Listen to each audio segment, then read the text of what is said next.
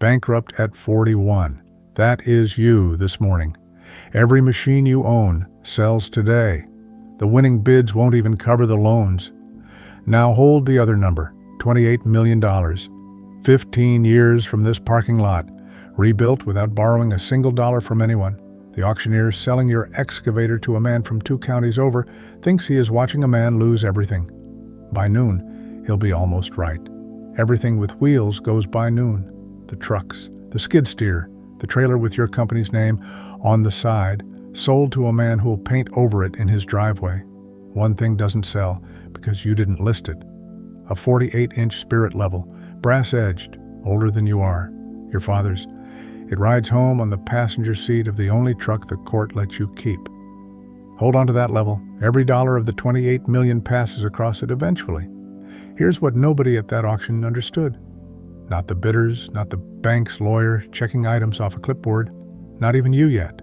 They were taking everything you owned and leaving the only thing you ever actually needed.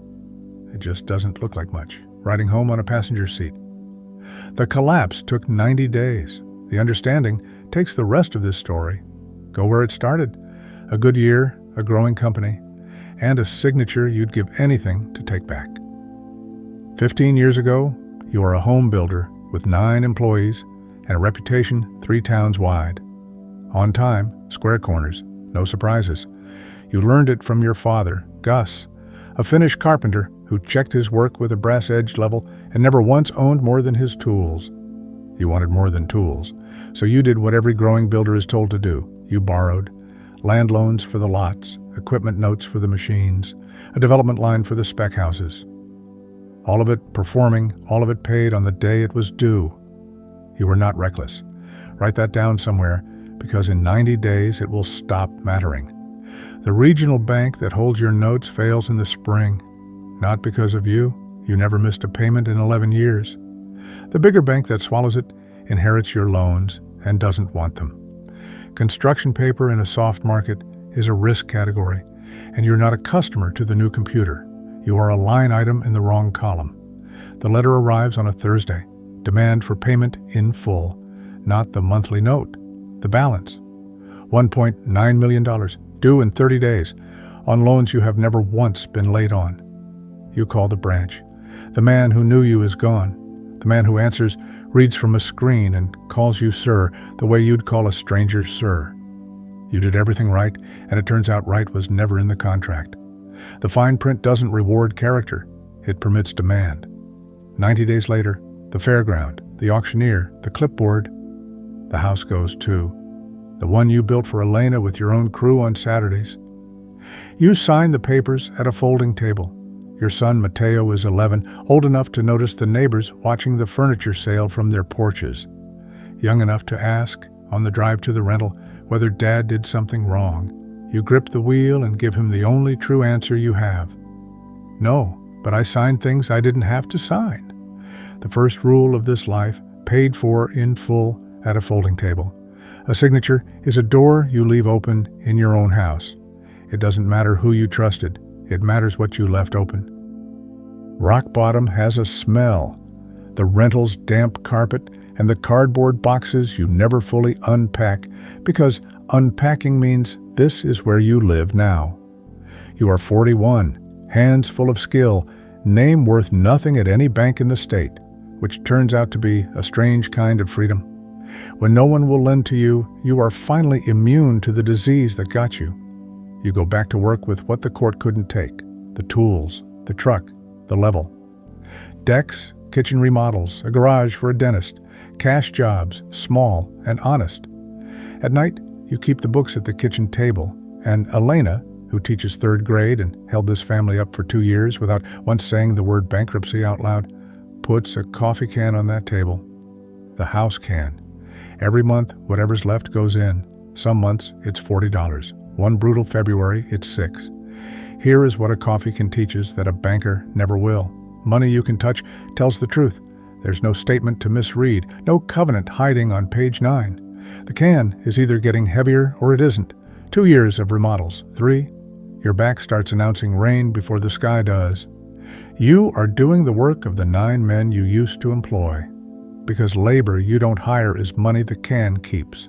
You carry shingles up ladders at 44. You dig footings by hand at 45. Watch those ladders. The can is keeping one ledger. Your spine is keeping another, and nobody audits it for years. By year 4, the can and the account behind it hold $62,000. Enough to buy one buildable lot outright, a scrubby corner parcel nobody wants, cash at the county auction, and the materials for a small, square, honest house. No land loan, no line. If it doesn't sell, there is no bank to take it. There's just 3 years of your life standing in a field. You frame it yourself through a summer, checking every course with your father's level. Mateo, 15 now, carries lumber on weekends. Not because you ask, because he watches you the way you once watched Gus. The house takes 11 months. The morning you list it, you stand in the empty living room where the light comes in the way you planned it to. And you understand you have bet the entire recovery, every remodel, every February, every trip up the ladders, on one square little house on a corner nobody wanted. It sells in 9 days. A young couple, first house. And at the closing, the wife asks why the place feels solid in a way the new subdivisions don't. You tell her the truth, because no bank was waiting on it. Nobody rushed the framing to make an interest payment. The house took the time the house took. The check clears at $189,000. After the lot and materials, you've made $91,000, and something worth more than the number, the shape of the whole next 15 years, standing in plain sight. Because here's the turn, and it's an arithmetic almost nobody in your industry will accept. Every builder you know is paying the bank 11-12% for the privilege of speed, carrying costs, points, interest, eating a fifth of every house before the drywall's up. You build slower, one house at a time, cash only, and the fifth that fed the bank stays in the can. Slow, it turns out, compounds. Debt was never fuel. Debt was rent paid on other people's patience, and you have just become the only builder in the county who owns his patience outright. One house becomes 2 the next year, 2 become 3. Every closing buys the next lot and leaves a layer in the can. And the market gives your stubbornness a name, the no-loan builder. And the name, to your genuine surprise, starts selling houses before the foundations are poured. People trust a house nobody owed money on. They line up for it. Year 8, a crew again, 5 men, and you're building 4 houses at a time on lots bought years ahead. Cash, when corners nobody wanted were cheap. Year 10, the region booms, and the land you banked at auction prices triples underneath you. You didn't speculate. You just refused to owe, and the refusing kept assembling itself into wealth. Year 12, a developer offers to franchise the name and leverage the brand, his words, with a credit facility. 8 figures of growth, he says, sitting in your plain office. You let the silence sit. Then you slide the coffee can across the desk. The actual can, dented, label gone, kept as a paperweight now. And you tell him the company's entire capital structure is sitting in front of him. He laughs. You don't.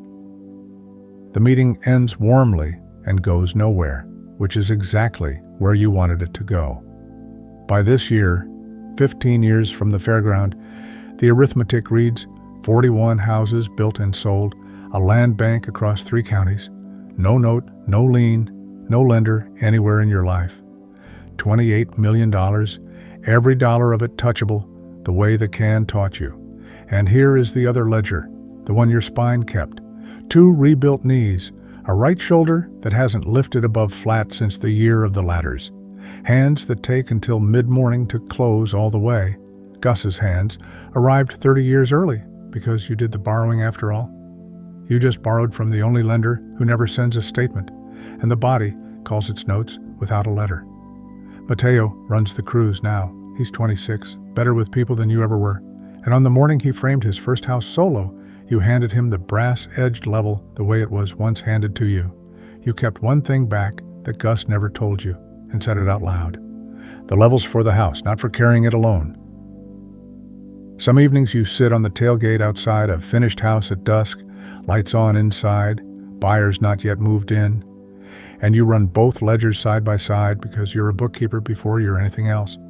Lost, 1 company, 1 house, 9 employees, and the version of your name that could sign for things.